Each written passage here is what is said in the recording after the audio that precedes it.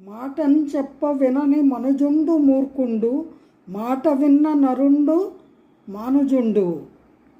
మాట విన్న నరుండు మానుజుండు. మాట వినగా చెప్ప మానుట కూడదు.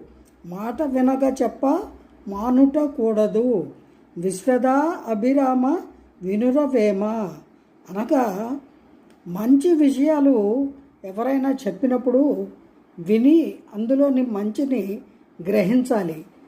అంతేకాని ఇతరులు చెప్పే మాటలు విని అందులోని మంచి చెడులను నిర్ణయించుకోవడము, గ్రహించడము ఉత్తముల లక్షణము.